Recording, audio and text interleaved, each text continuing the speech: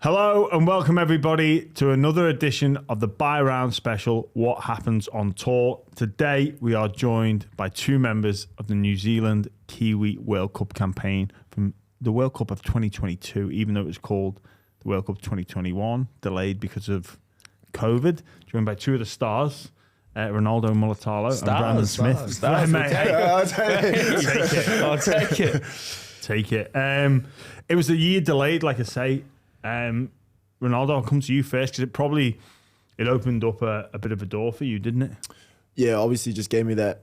I had my Queensland saga, and then they just gave me that year to figure out what I was doing and really settle down. And then obviously Madge gave me the call and built that relationship during the COVID bubble kind of thing. And then, yeah, just kind of kicked off after that, and just happy, real happy now where I'm at. Yeah, so you'd made your debut for the Kiwis in the mid-season test against Tonga, right? Yep. And then, but this is your first World Cup, or first even any sort of like prolonged camp. Yep. How were you feeling going into it? I was heaps nervous. I remember going the day before we got into camp, and I was just like how do I even rock up after? And obviously the Queensland thing, I was like, fuck, all these men in here. You know what it's like, jamming footy. Like, you're just like, fuck, you want people that are invested fully into the team or fuck off somewhere else. So I was a bit nervous, and then I remember we were sitting down, and this fucking idiot, I walked into the door, and like I just come with the group of boys on the flight, you know, the small talk old thing, and then I walked in the door, and he goes, oh, here he is, the fake Queenslander. And I was like, fuck you. I think I yelled out, Queenslander. Yeah, he just yelling out Queenslander, and I was just like, just went all red. I was just like, just went into my shower, and it's rare that I do that, and I was just like, fuck, he got me. Like, what do I do now? But I was just like, fuck, he's got me on the front foot. So I was like, do I just attack it and just go with it? And so I was like, fuck, what can I do now? And might as well embrace it. But it was kind of a good icebreaker. Like, all the boys had a bit of a giggle. Yeah. Well, you certainly addressed the elephant in the room. Straight off the bat. Man, I had to do my part of the team pest. But yeah, obviously we didn't know that the position would be taken over by the man himself. So. Oh, really? You handed over the card, the pest card? I definitely talk probably the most and that, but he definitely is the most persistent with being a pest. Can you give us an example of something just that he everywhere. do? Just like he's out on the wing and he's, you know, during training and he's throwing chat at you. It's like, mate, come in the middle and start banging with the big boys or just shut your mouth out there. Yeah, I tend to agree. There's nothing worse than chirpy winger. There's nothing worse than playing him. It's, yeah, get him, boys, get him. So it was a good coming together. So how did it all work? I guess obviously you, the playoffs, you go out at different stages, and most of the team would have been based in Sydney. But where do you all meet? Where's that first meeting point when everyone's actually together? Auckland, I think. Yeah, I think we had that. No, we did the thing at Sydney, didn't we? That's right, yeah. At the Pullman Hotel. So we sort of had a week before we flew out. That was sort of the meet and greet, get your gear and do the photos and all that stuff. And then we just kicked it off from there, really. It was pretty good, though, because I'd already been on a few tours and a few, I guess, games. And we had the mid-season test. It wasn't much of a different team to those sort of sides. So everything was pretty cool. It's just kind of eased into it real well. Yeah, so you meet in Sydney. Is that for training or is that bonding? Yeah, that's for training. It's definitely training. There's not a lot of like bonding that's not training that happens on the Kiwi tour. You have your piss-ups every now and then, but Madge kind of rules with an iron thumb. Well, I was going to say, because Madge wasn't club coaching at the time. From memory, or maybe was he at Tigers? Nah, he just got fired. He just got sacked. Oh, but yeah, I think just a mess. Yeah. So he's just got just to set the room. Just flicked from the Tigers, and then he's in. Is there something different about him? Is he a bit more intense, a bit more relaxed? How was he when he? I would say from the first sort of tour I went on with him, he was a bit more relaxed, which is kind of hard to probably recognize for Ronaldo because he's still fully intense and like he had a real purpose about the tour, like, and the whole kind of Kiwis in general. He really wanted to make us put the jersey in a better place than when we picked it up, and he kind of instilled that in us, and he kind of did it with hard work though, which is, it's, you know, there's this double-edged sword. There's, when you're working too hard, you kind of resent, you know, you can resent him, or you can realise that like he's doing it for a reason. And like we trained hard, bro. Like our captain's runs were like an hour and a half, full contact sort of sessions, and it kind of showed in that Aussie game because we did have a lot of grit. But yeah, we'll get to that. Yeah, well, obviously, looking at Madge and all that he'd done and those intense training sessions, and obviously you go into a camp and you want to look forward. Was there ever any chatter about what had gone on in the previous World Cup? Because it had been a massive disappointment. Now, I know most of that group wouldn't have been part of it, but the 17 World Cup was really disappointing. But then you go back, you lads probably a bit young to appreciate this, the World Cup of 08 and what it meant to the Kiwis. So 08 you win it, 13 finalists, 17 out in the quarters. Was there any looking back at all and reflecting on specifically that 17 campaign?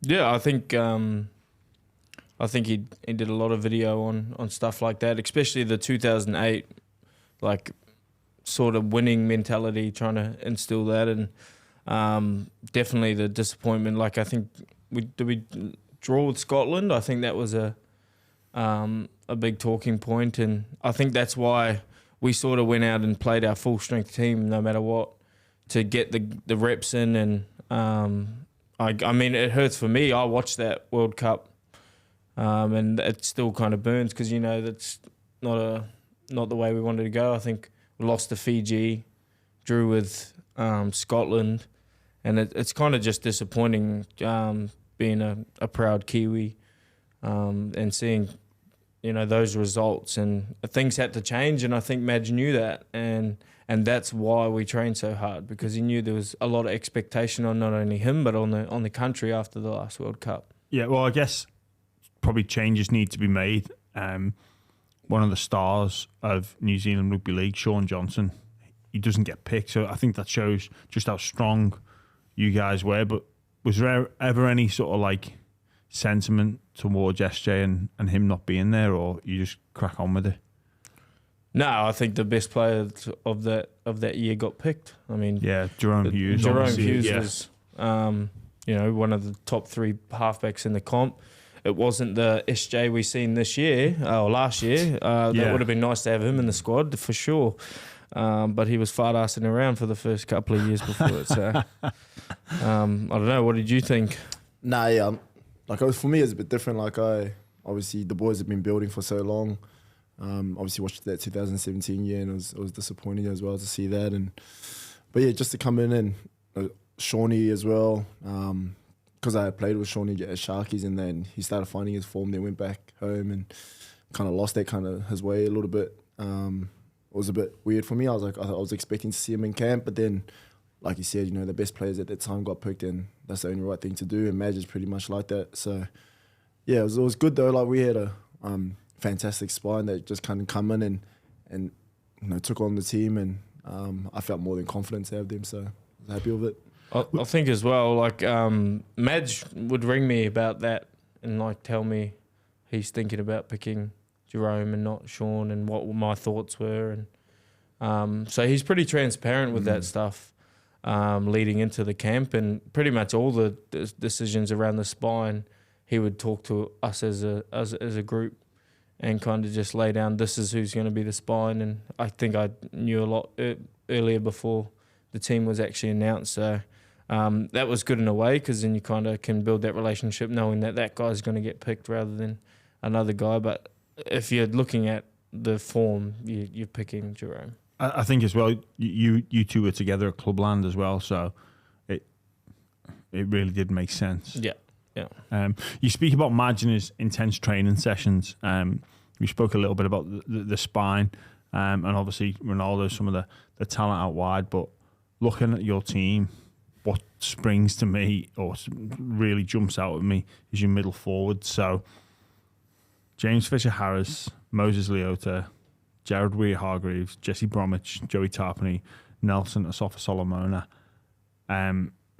No, that's a frightening, or any combination of those is pretty frightening coming up against them.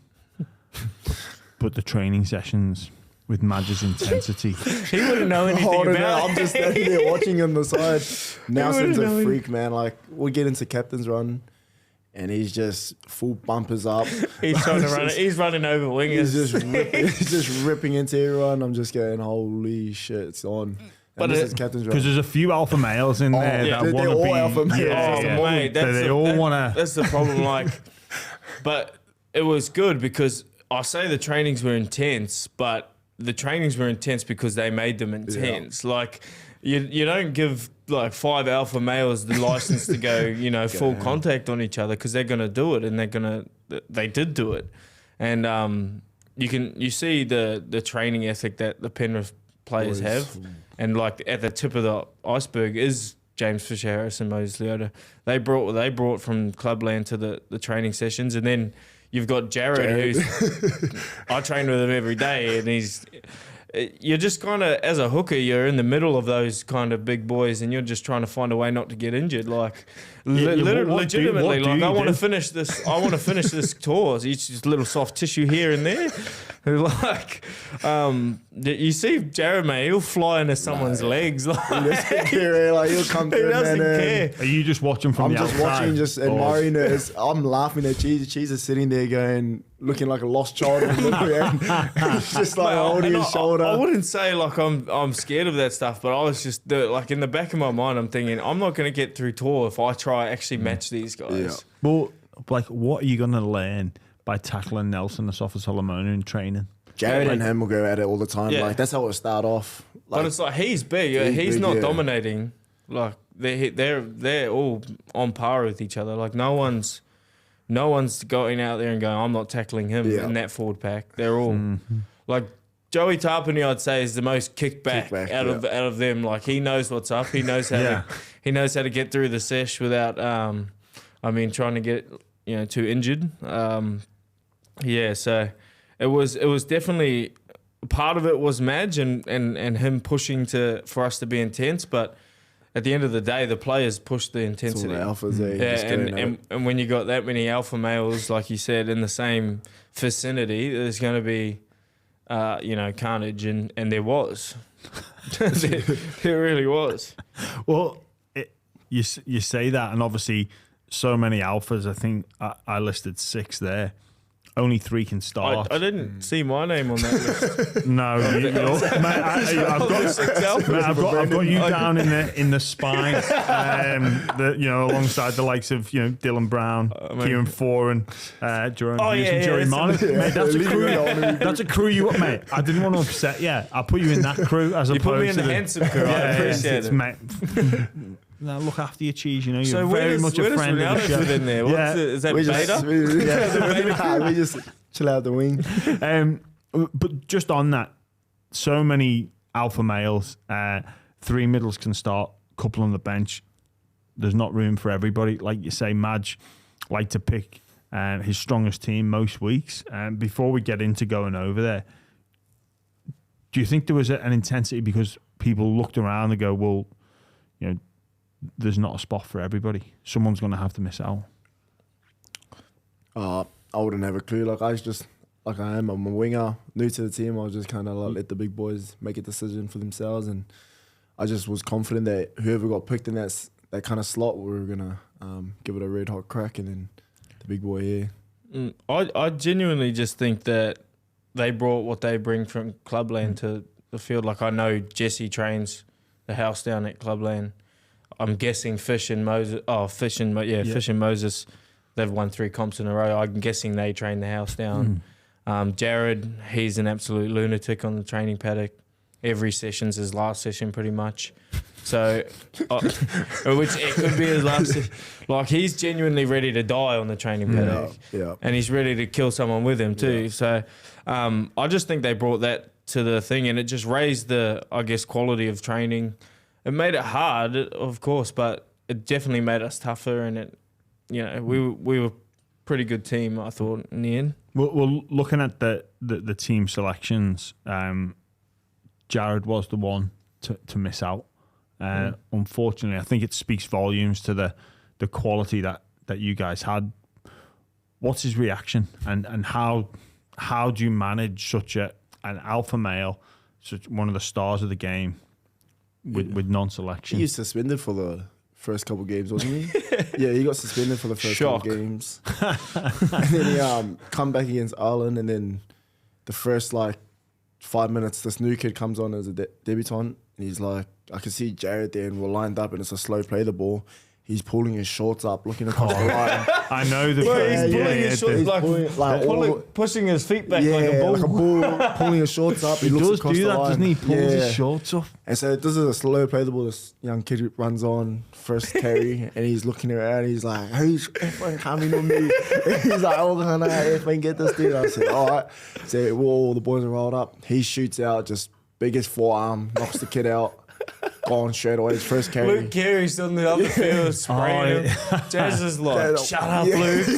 Like frothing at the mouth. And he's like, don't make me come for you. So, just turning on everyone. I was like, holy. Bro, but yeah, and then the way he got done, the way he actually done his hammy is the funny. So he the kid did or Jared did? No, Jared. So when he got injured on tour, that was the same game.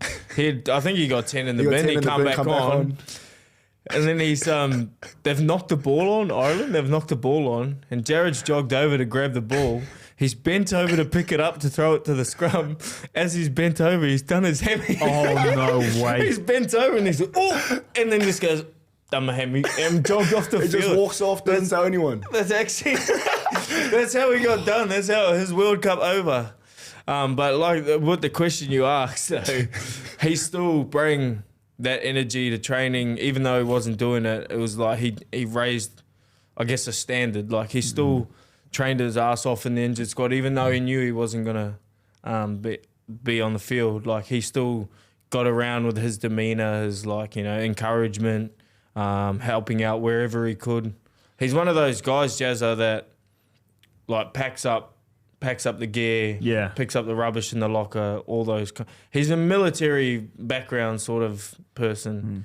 I guess, suspension and injury helped Madge with a pretty difficult decision that he would have had to make. Yeah.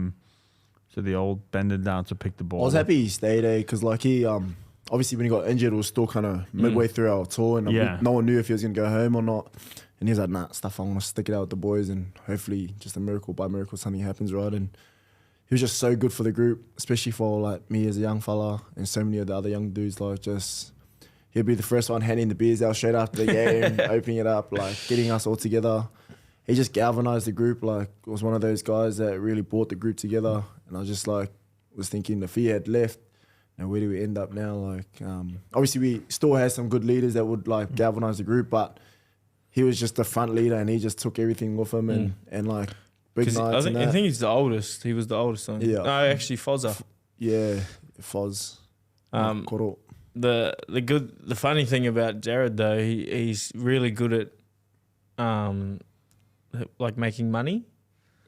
And somehow, usually you get paid per game on tour, and somehow the leadership could come up with this decision that everyone on tour gets paid the same. And he's advocating for it straight away. He's like, I reckon, boys.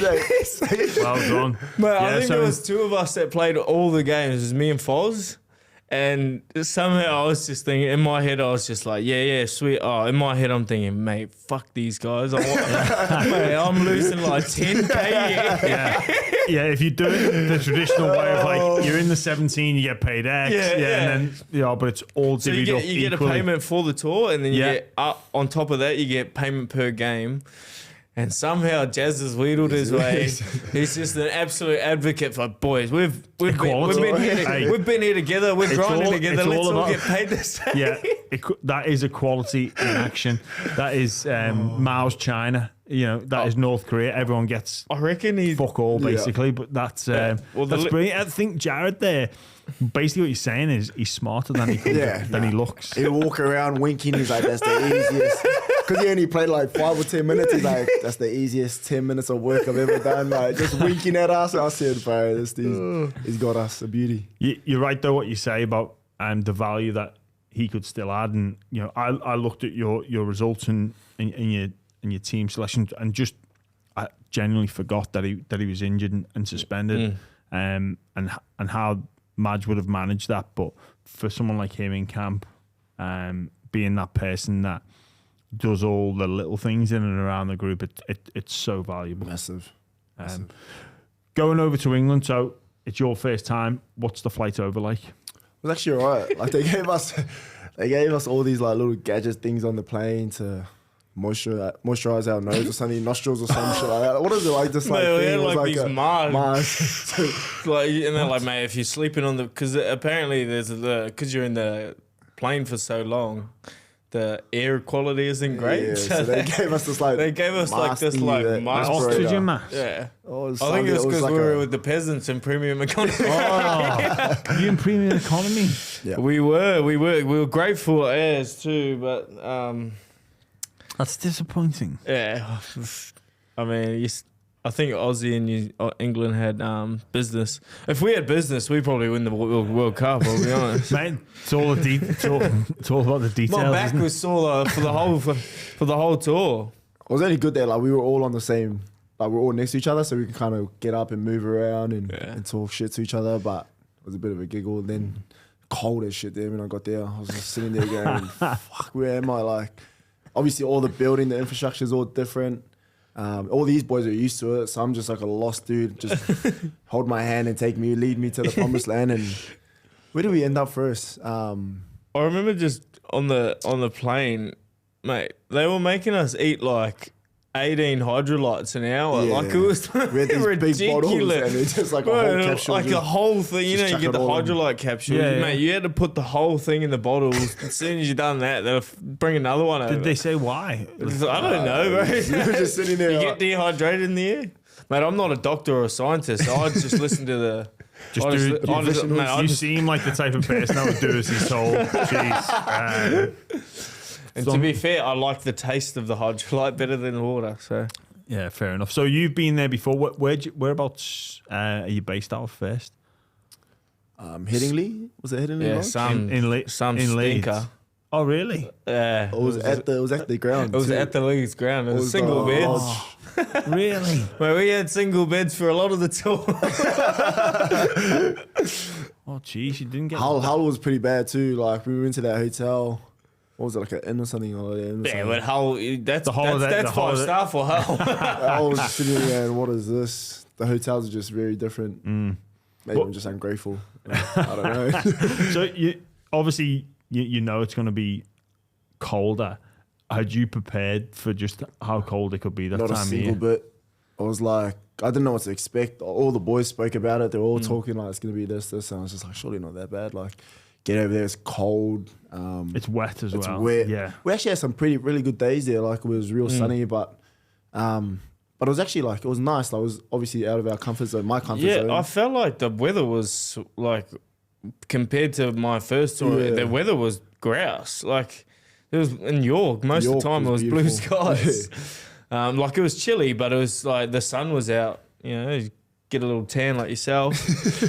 But yeah, I remember when we stayed in Henley, it was like single beds, and me and Jared are roomies. We always put our beds together, and it was very tough. It was very tough being Put that it together. Yeah, like it's a sweaty bed. So the beds would have been the Why- size of this why table, would you bro. put it together? Like, I don't know. We've just always done it. Like, Even on if you get a double bed. yeah, even if you get a queen bed, It's a we bit strange, isn't it? put the beds together, mate. It looks Alarm like a bells bed. are ringing, cheese. What happens on store today? There's some things I can say on the podcast. Is Hey, I'm comfortable with that if that's what you got up to. But mate, what's your rationale? And like, I don't get it because I don't know. you wouldn't want to go. You wouldn't want the other person on your side, and Well, I don't know. you don't I have the right reckon to go on their side. So I don't.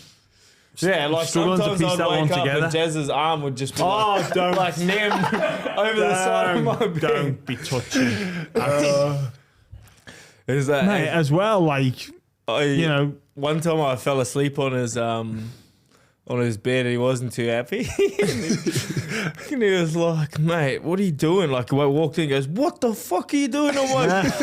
And apparently I like rolled over. It's just, I had this massive drool patch on my mouth. Sorry, bro, I was using your charger. Well, I think he's only got himself to blame by pushing them, by agreeing to push the beds together. Yeah, but you can't complain. Kind of, when you're on a single bed, like if it's pushed together, it sort of feels like bigger. it's like a single and a half bed. It's a placebo. So your beds are pushed together. You get over to England. Is it time for a bit of team bonding, or is it straight into action? So I went in a little health kick myself. Mads didn't allude to it, but he sort of.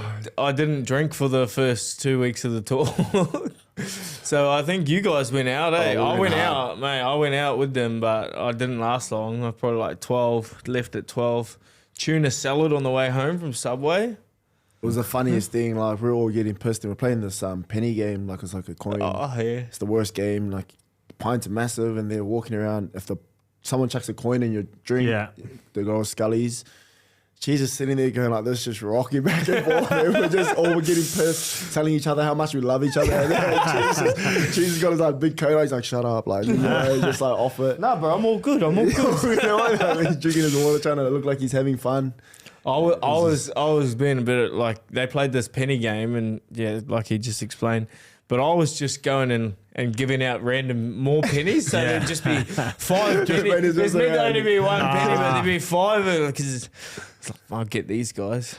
Yeah. But yeah, they look like they had a great time in Leeds. I think what is it? The Otley run? Oh, you did the Otley run? No, we didn't do it. But we were just amongst it. Yeah. It was the craziest thing I've ever seen. And like, remember that we had a training session that morning when they all just starting off. Yeah, driving past, and I'm like you can see Madge stressing like, I'm not gonna stop these boys from not going on this freaking Ollie run. Everyone's dressed up, pissed as.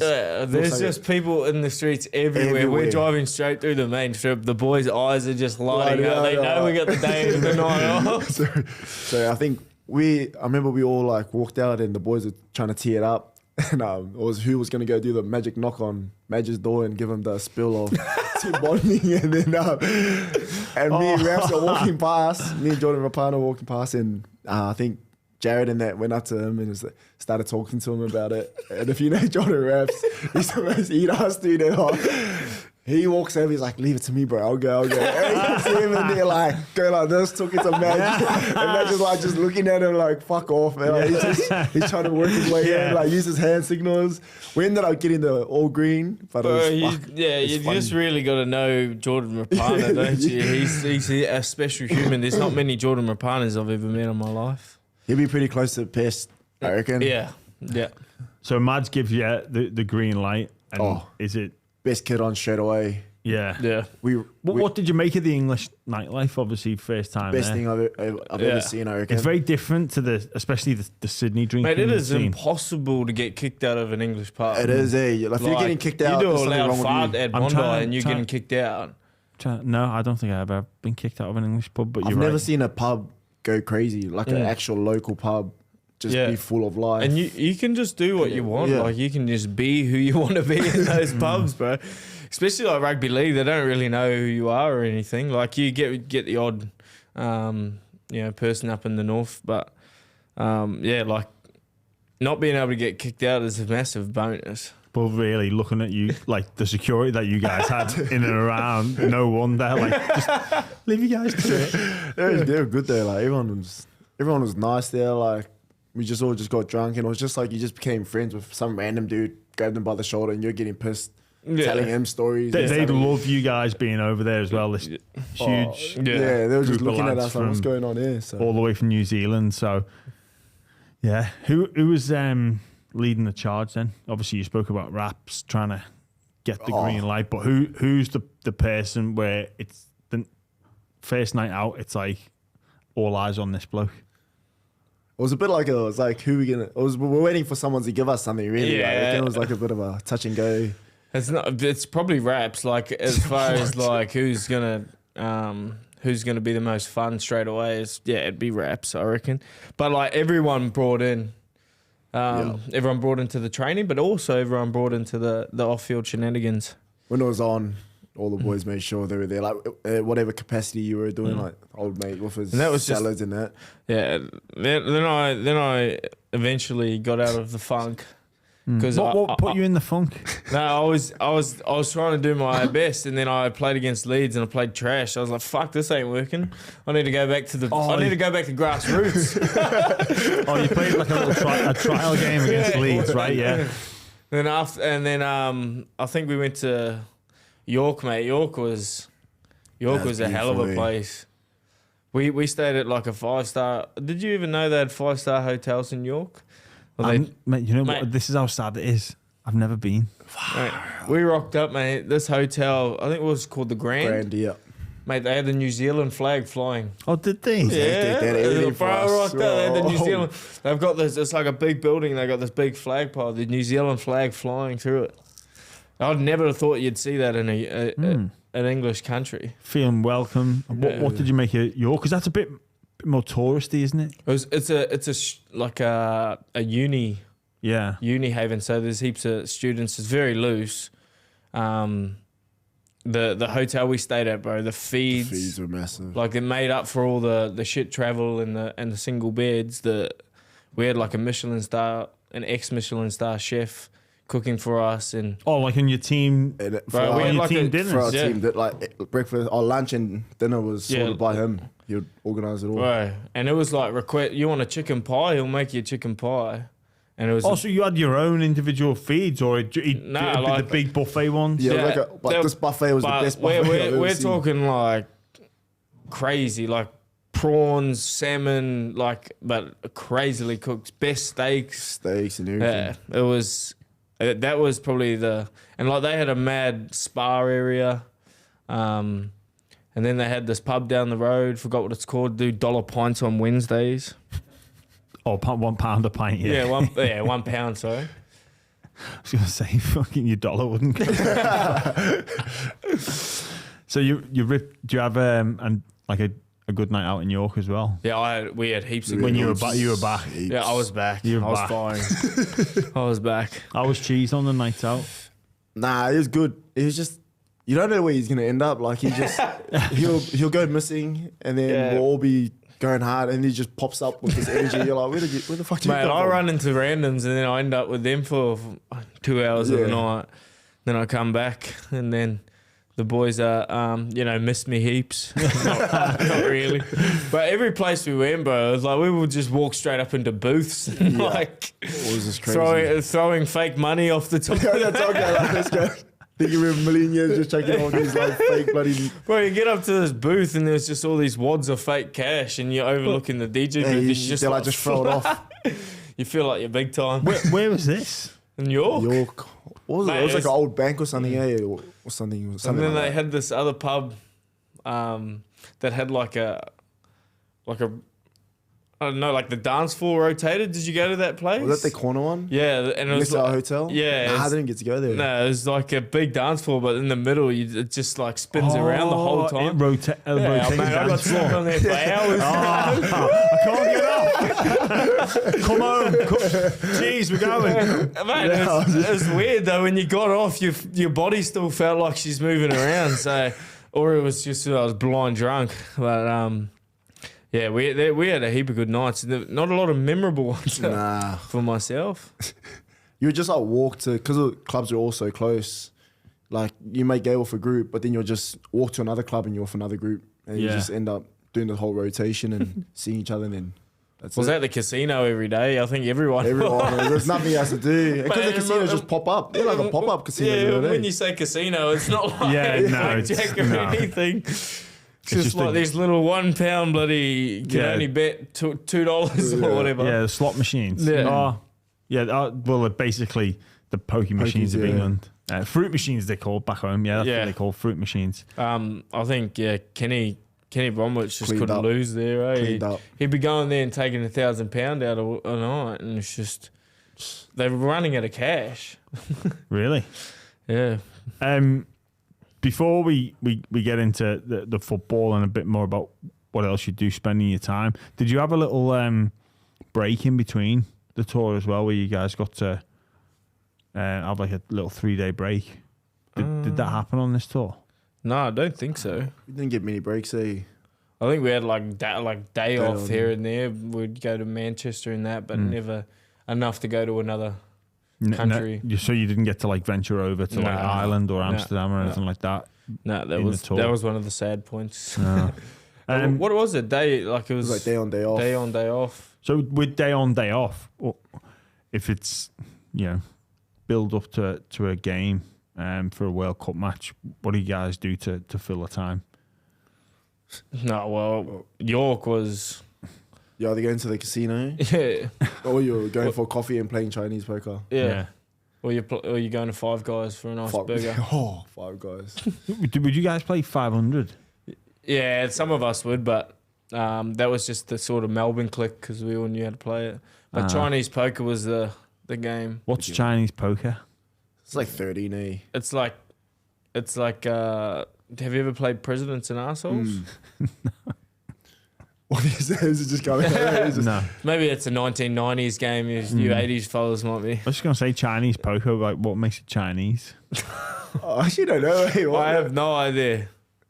I don't know. No, that's a run with it. I don't know, but I cleaned up all the time. As long as you win, that's the main thing. We're just going to take a quick break to talk about friends of the show, AG1. Now, taking care of your health isn't always easy, but it should at least be simple. That's why for the last 2 years, I've been drinking AG1 every single day, no exceptions. It's just one scoop mixed in water once a day, every day, and it makes me feel energized, focused, and it really takes away that mid-afternoon slump that I used to suffer from. It was awful, but now thanks to AG1, it doesn't happen. It delivers my daily dose of vitamins, minerals, pre and probiotics, and more. It's powerful, healthy habit that's also powerfully simple. Healthy aging shouldn't feel complicated. The thought of taking multiple supplements, pills, protein powders, etc. sounds exhausting, but just one daily scoop of AG1 covers my nutrient gaps and supports my mental and physical health without any hassle. In just 60 seconds every morning, I know I'm giving my body what it needs and setting up sustainable habits in the long run. We are so grateful to have AG1 as a partner of the show, and if there's one product that I had to recommend to elevate your health, it's AG1. That's why we've partnered with them for so long. So if you want to take ownership of your health, start with AG1. Try AG1 and get a free 1-year supply of vitamin D3 and K2 and 5 free AG1 travel packs with your first purchase exclusively at drinkag1.com/buyround. That's drinkag1.com/buyround. Check it out. So on to the games. Hardly the group of death. I mean, you're in a group with Lebanon, Jamaica, and Ireland. Like, was it difficult to get up for those games knowing that there was a clear gulf in class? Like, especially when you look at like Jamaica, I think it was their first. Jamaica's not known for rugby league. Obviously, Lebanon would have had some representation from the NRL.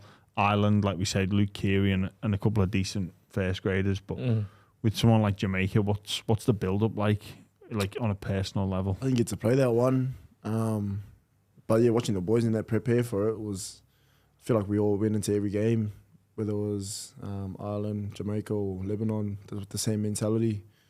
Probably didn't click as much as we wanted to during those games, but which was pretty disappointing. Like we wanted to, it was kind of a blessing in disguise. Like we wanted to go out and put a big score on, but then what do you learn from that really? You know what I mean? You don't really get lessons out of having a 60, 70 point win. So yeah, don't really know how to feel about it. I found it was tough because it wasn't like conventional footy. Like you're playing against teams that don't do this for their full-time job, and like they defend different. Like they don't play like I play in the NRL or like the opponents we play. So it took a lot of adjusting to like play against them. Like especially Lebanon. Like they weren't all NRL players, but they were. They played tough, and I found that game was hard. Jamaica was just like all over the show. There was so much space everywhere that you couldn't You know, Yeah, you couldn't play. It's kind of difficult that because you're preparing, to win probably 2 or 3 really tough games in the knockout stage, but you got to get through the group stage and not really play your normal footy almost. yeah, that's what I thought. Like putting on shape and stuff was so hard because you're trying to obviously tie up numbers and they don't have the numbers. They're not. You're not tying up the people you need to, and it kind of makes it hard. But at the end of the day, we probably like Ronaldo said, we were probably disappointing in those first 3 games. We let Lebanon score the first try. Then Jamaica, I dropped the ball. The Jamaican nation can thank me for that. They put a little kick over the top. I dropped it. They picked it up and scored. First try in Jamaican history. You're welcome. little try assist. But yeah, I guess it was tough. And then we've played against Fiji, and it was just like, oof, that's what it feels like. That's what it feels like to sort of be nervous and be, I guess, in the dark times in a league game. They rocked us straight away too, Fiji. Like, obviously we had those pool games and everyone was just doing short kickoffs on us, like all that jazz. And it was just like, how do you prepare for that every week, And then get to Fiji, they just rocked us straight off the bat. You can see the boys, but when you have like leaders like the boys that we've got in our team, they're so used to that pressure, so used to having that feeling, just become second nature to everyone again, and they led the way. So that was a good one, I reckon. That Fiji game was hard, man. They're rocks. They run hard. They tackle hard. Just solid humans, eh? Did Madge go up a gear? Yeah. Like with like after our Lebanon game, he was pretty disappointed. It was pretty tough. Like he set some hard targets. He was like, play against Jamaica, let's get 100-0. Let's complete it 100%. It's like, bro, these are bloody hard targets. Really? That was the 100%. You drop one ball, you go, fuck. Yeah, it's done. I'm done. Yeah. What do you say? But like, that's what he expected. He expected perfection, and it was pretty tough. So you get the victory over Fiji, and you're meeting Australia in the semi-final. What happens after that Fiji game? Is it you get to relax, have a few beers, or is it straight into playing Australia mode? The boys just switched on straight away. Yeah. We obviously knew what was ahead of us and where we wanted to be. I think we got back. We didn't drink that night, did we? Nah. We said no drinking, no booze. We were ripped straight into but it. I don't think anyone was keen to either. We knew the challenge we had ahead. And then that's probably the most memorable moment of that trip was the captain's run after, and Kieran Foran gave a speech to us. Like, we all sat on the stadium that we were playing at, and we looked over the field, and like, I was ready to run through a wall of fucking guns and thing after that speech. He just kind of talked about, in his long career, he's never found the hill, and he feels like he found the hill that he wants to die on tomorrow, and that's right here, this field. And bro, like, wow. And everyone started opening up, getting vulnerable and talking, and it was one of, like, I'll never forget that day, I don't think. And like, Foz has been through it all. Everyone respects Foz the most out of probably all the players. They call him Kuro, which is like the grandfather of the squad, and he really got us going, and the game was right there for us, and we kind of just let it slip. Yeah, it was. Sometimes, like some of the great players that you've got, that leadership from Foran to just ignite that spark, and that's probably one thing Madge was good at, like bringing that emotional bit out of us through his leaders, and he probably got into Foz to be vulnerable in that position and let us know how he's feeling, so that it just was a ripple effect. And when he opened up, like she said, that like there was a couple of tears in the boys' eyes, and we all started spreading while we were there, what the purpose is for us and what we're leaving and what we're willing to do for the team. And he doesn't speak much Foz, but when he does, it's kind of all ears. Arun, and he's one of those guys that you respect so much that you want to follow him into those battles, and that's what I think made it great. It was like he doesn't really open. He talks footy, but then like opening up like that, and bro, it was something special. And like you said, if he talks, you listen, whether it's footy or off the field. And just that speech was just one of the greats. Speaking of emotion, before we get into that Australia game, the Haka is obviously something that the New Zealand team perform before each and every test match. Now, I've been on the receiving end. It's obviously a moment of reflection for me, but also can be quite intimidating. What was it like? What is it like for you guys doing it? I guess, Ronaldo, coming to you first. It's before this World Cup. On your game stage, you'd only done it against Tonga. But what's it like for you being in and amongst that?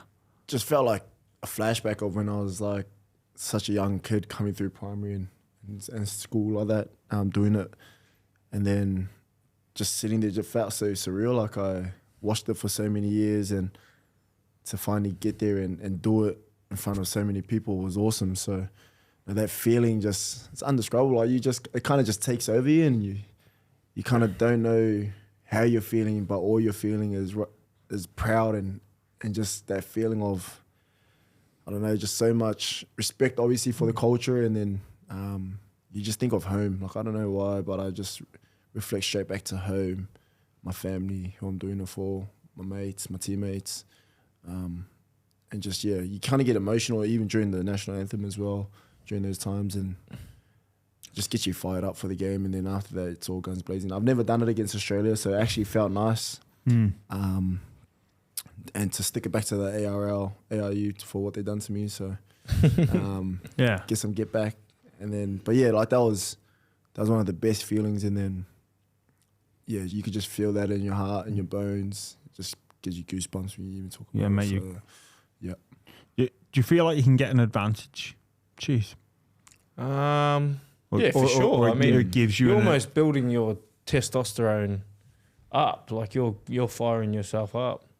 It's like you can get an advantage for sure, but you can get a disadvantage at the same time if you put too much into that Haka and you fucking go over the brink. And bro, sometimes you're exhausted after it, and then so it's you gotta be show your spirit, your money, your heart, but without fucking overdoing it. Because if you overdo it, then the first carry they take, your chance of being puffed, or you're a chance of giving a penalty away and all that sort of stuff. So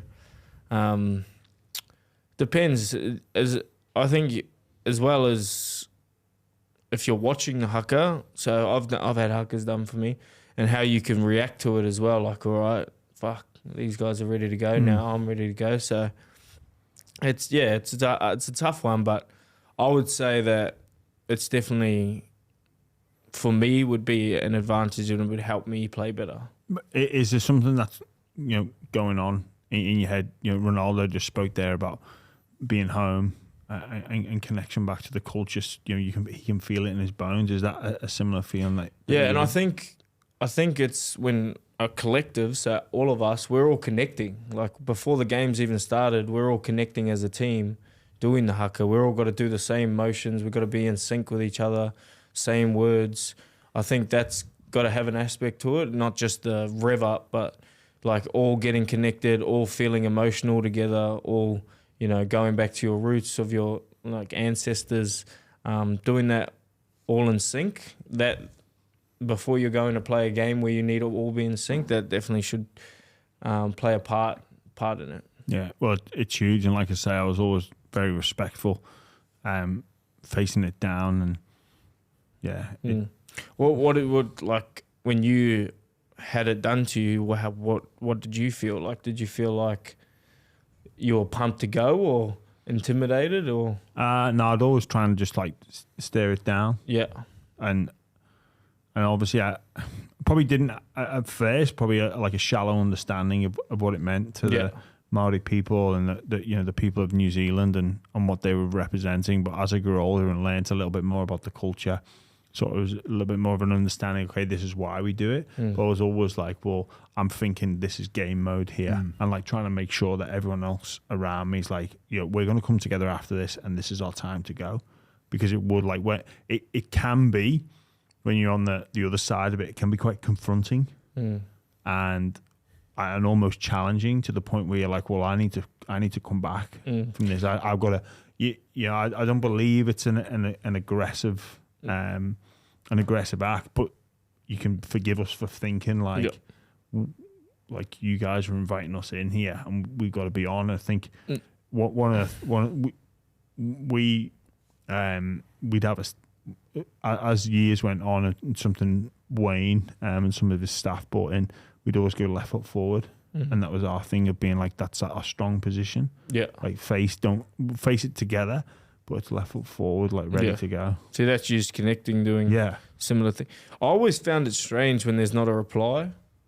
Like when I play against Tonga and Samoa and Fiji and stuff like that, well, not really Fiji, but I feel like when there's a reply, I'm way more locked in. Yeah. Like I'm thinking about they're challenging me, now I'm challenging them, now I'm ready to fucking go. But when you're doing it to someone standing there and they just walk off after, it's kind of I find that weird. Yeah, it's interesting that like you prefer I prefer them challenging me and then me challenging them back. Yeah, that Tonga one was good. That mid-year test, that one felt good. Like they obviously challenged us. And us getting the chance to come back and go at them, and then it's like, fuck it, let's just go. And the good thing about the Tonga test is 90% of the crowd is Tongan. I know watching some of them, like the spectacle is. Right, the ones in New Zealand are crazy against Tonga. They're just their fans are good there, man. They just love the game, they but just like sing the whole time. They're singing the whole time. It's loud, bro. It's kind of anything, when you're the atmosphere that they can generate. I think it's stuff like that.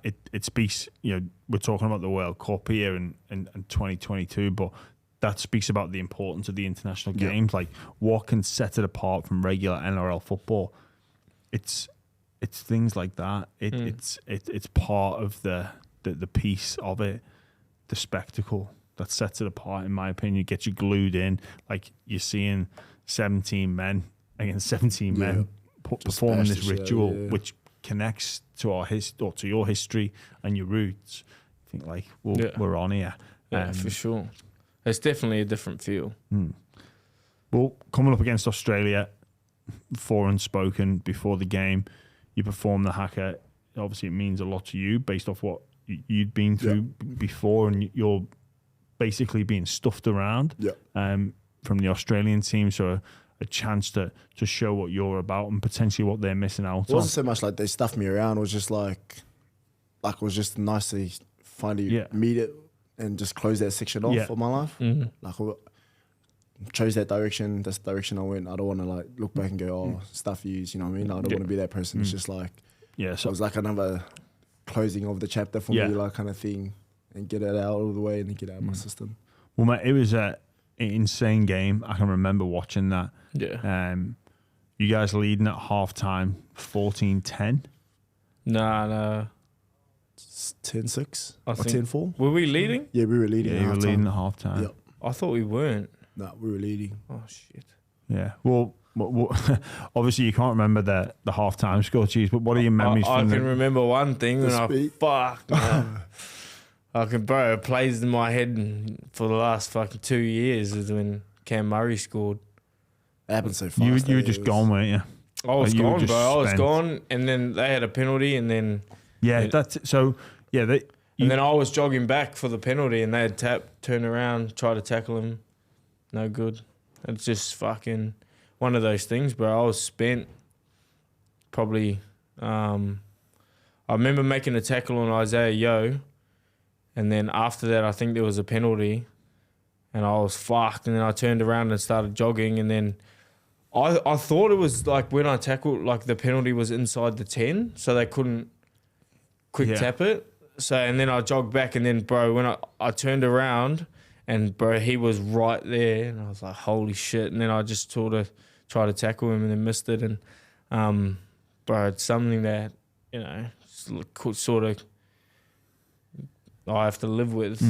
And like, I'll get over it, but like, I'm over it, but it's just like every now and then when you're like thinking about those games and it just pops up, and yeah, just not great. Like even the one we were talking about, the Johnny Lomax, when I took him out in the air, like that's something that plays in my head. But this is on a bigger scale against Australia and arguably, you know, the World Cup. So it was just a moment in time that, you know, we missed. And saying that, we still had time to, you know, win the game and all that. Well, no one's going to play the perfect game, and obviously, you know, involvement there that you'd play out in your head, but I think it shows that you care. Yeah, like it'd be easy for people to forget those moments. Every plenty time of people do. Every time I see Cam Murray, like whether it's on or off the field, that's like you said, he's living in my head rent free, bro. Jesus, every time.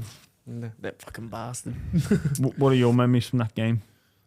It's kind of happened so quick, for us. Like it was probably the most intense game I've been a part of, and it was probably the most nervous I've been for a game in a while. Like obviously playing club and that, kind of got used to the season.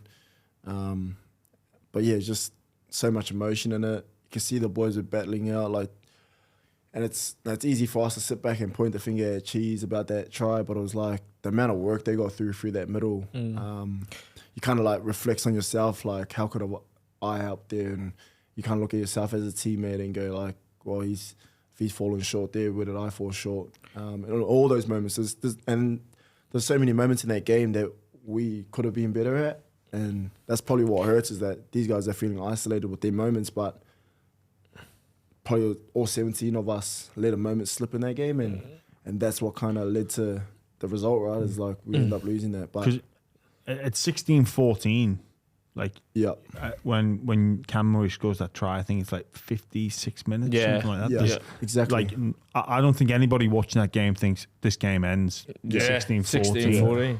But Australia do have that ability to close games out. I've been on the receiving end, like a 6-0. 6-0, like I think Boyd Cordner scores in like 20 minutes. No way that game finishes 6-0, but it did. So was there something about the Australian team, or is there a moment that you look back and go, oh, if we'd have taken that chance? Because there's still like comfortable with time, only 2 points behind. You'd think we're going to be all right. We had our chances too. It's a weird one for me. I feel like the whole game we had the upper hand. Yeah. Like especially in the first half, I'm thinking like the boys are locked in. Like we've been like outplaying these guys, but the tries they've scored are like just Aussie just having so much strike in their team that you're not really safe in any position. Like that Fox try, that came out of fucking nothing. Like Fox was the only one chasing that ball. Like it was a ad-lib kick, and then he caught the ball and scored. Like you think, fuck, they can. And I sort of played when we actually beat them. It was the same thing when I first debuted. We beat them, and all their tries were just like long distance tries because they've got individual brilliance. And I guess I don't know what moments we could have taken. I can't really remember, because after that try, like my memory's kind of blank, to be quite fair. I don't even know when I went back on. Yeah, I think Raps made a break as well. Went through down the sideline and that, and then little things like that. And then Peter Hiku was like out by that much. His foot stepped out before he put it down. And then the boys were offside. Remember that we did a yardage kick. Moses was offside by like a foot. Just little things like that, I think, just add up in those big games. And that's probably something that... And then even when Valentine Holmes gets tackled, I didn't jump on top of him, so he just looks and passes it. Oh, Jack White, sorry. And so there's so many moments in that game that you just look back at as a team and go, fuck, like, what could have we done as a team? Not so much isolated moments. Yeah. Well, it's clear, speaking to you both, just how much you care. And I think that's great for international rugby league, that you got players that actually give a fuck. And you know, it's not just, oh, it was a tour. Well, it doesn't really matter. It obviously means so much to both you and the entire squad. how was it after that game? Like, what's the, you've come over to England, you've got a squad that, on paper can certainly win it, but obviously a difficult draw in terms of facing Australia in the semi. Whether that's an easier task than playing them in the final, I don't know. I don't think you can answer that question. But the dream is fundamentally over. What's the mood in the dressing room and what happens next? Well, obviously the mood is pretty dim because we've lost, and that's the thing. But I think the meetings after, because we only just beat Fiji right in the last 5 minutes of the game we played against them, so we didn't really get there was a lot of people that didn't give us a chance at all. And I think Madge sort of said he was proud of us and he feels as if the jersey's in a better place than when we picked, our crew picked it up. And I guess I feel like that's sort of right because no one really gave us the chance to beat Aussie after our first couple of games, and then to come within a bee's dick of beating them, 24 minutes away from, a try to beat them. We probably could have, one tackle, we could have secured a win against them and probably a World Cup. So as far as did we leave the jersey in a better place, I think we did. And I think now the people from the World Cup, there's a fire in their belly, a little fire in their belly, and all of us that just wants to relive this all over again. 4 years is a long time to wait. It's only 3 years, Yeah, because but it's a long time to wait. But there's a lot of youth in our side as well. A lot of the old boys will be moving on, and there's a lot of new spine coming through. Forwards packs, we definitely got the best forward pack in the world, and I'm just looking forward to hopefully being a part of the next World Cup campaign and still having that fire to go. Yeah, where's your head, Ronaldo, after that loss? Yeah, it was disappointing, obviously, and I just really felt for the old boys as well. Some of them obviously knew it was their last World Cup. We did get to send them out the way we wanted to, and you just see how much it meant to them as well as Madge and all the staff, and we all put so much work into it. And it was just it's disappointing falling short in those moments, and how we fell short as well. You look back at it and then think, fuck, if we went to the final, could we have given a real shake up there as well? So, but someday you got to move on with it, and you can't sit around and dwell on it. You got to do something about it, and that's what obviously we want to build coming in the next kind of World Cup campaign. Is not just sit back. We want to do something about it again, and hopefully next time we get that chance, we'll take it with two hands. Yeah, I think the Kiwis are in a very strong position, but after you lose, you're straight on holiday mode, right? You've got, to some extent, the holidays begin, the mandatory 6 or 8 weeks off, whatever the NRL have and the RLPA have agreed to, that begins.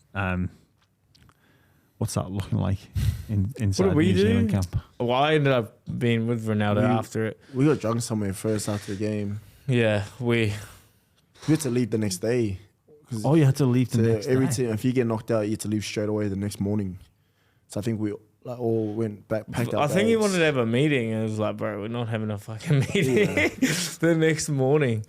Bro, I don't even remember what happened. We had that, some of the boys went out, and then heaps of us sat with the coaching staff. Oh, that's right. Cover. Yeah. And then just beers and that, and we just sat around, and the boys drank all night.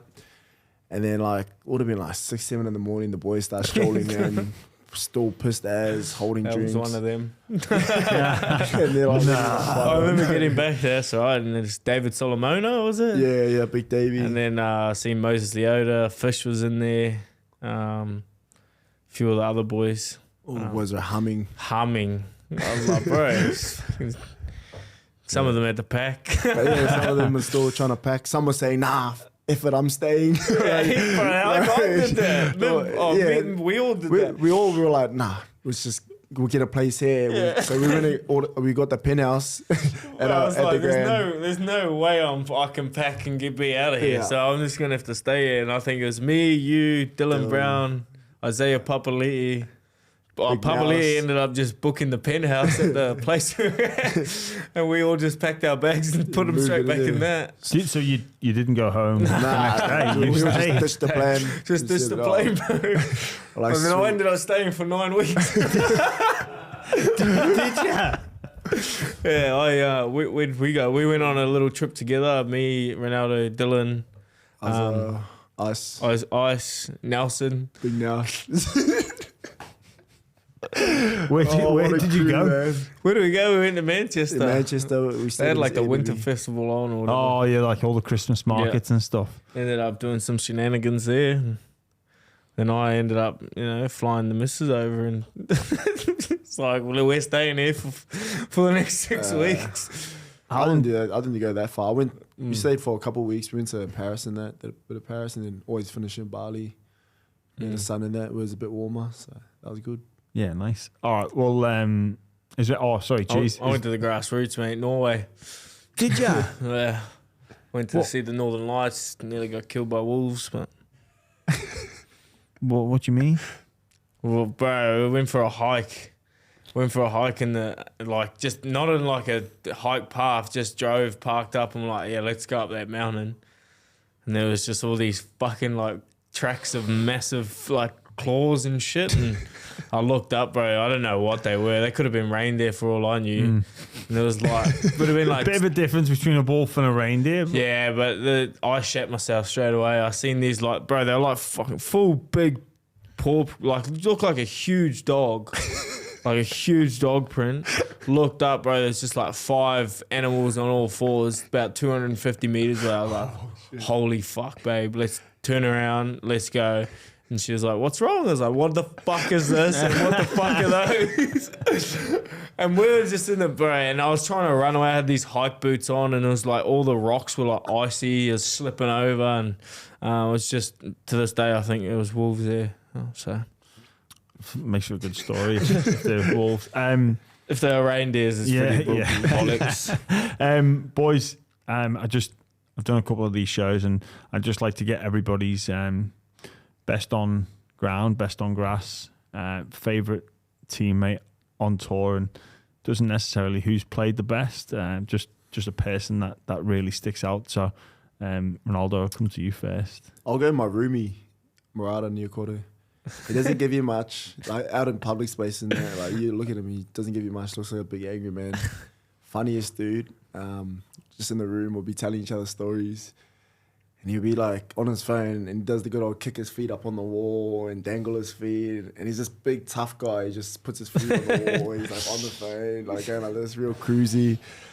But he's just, one of the best. And then I would have to go I got 2 actually, that's a bit greedy, but Jonah Rapana. Yeah. Yeah. He's just one of those guys you look at, you just laugh, like you're just like, you can tell what he's going to say before he even says it, and then he just goes the opposite way, and then you don't know what you're going to get from him every morning, rocks up.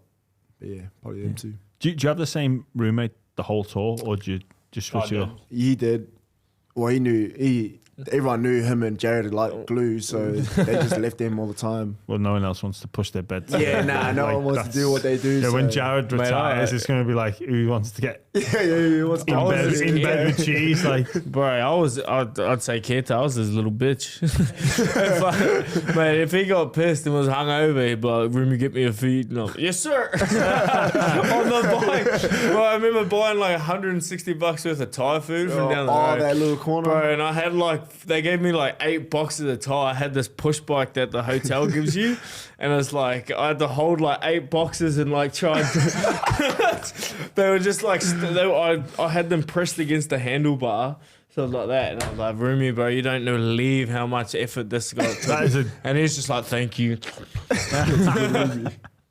So he's your best on ground, best on grass? No. For me, it'd be probably Dill Brown. Oh yeah. He just we spent like I didn't know him that well beforehand, and we spent a lot of time together, both on and off the field, mostly off the field, and he just cracked me up, bro. He's like the only other person I know that's lost their passport away on tour. And, bro, he got a passport in like an hour. How the fuck do you do that? How did remember you guys went back and me and him were bored, so we're like, it was like a Monday or something, and we're like, we'll head out. We were in Manchester, we'll head out. Couldn't find anything, so this gay bar's open and me and Dill end up in the skate bar. And so me and this big dude, like, there's a big person's just looking at us going, oh, come in. We're like, sweet. Walked upstairs. And the music pumping, like, they got everything there, bit of karaoke as well. Me and Dylan. Me and Dylan wasted as, just drinking. Just 1 hour, me and him 1 hour. And then he had this, like, duffel bag on. And then we were that person, we just walked out, stumbling out of this place, got an Uber home. Wakes up the next morning, he's like, oh, I left my bag there.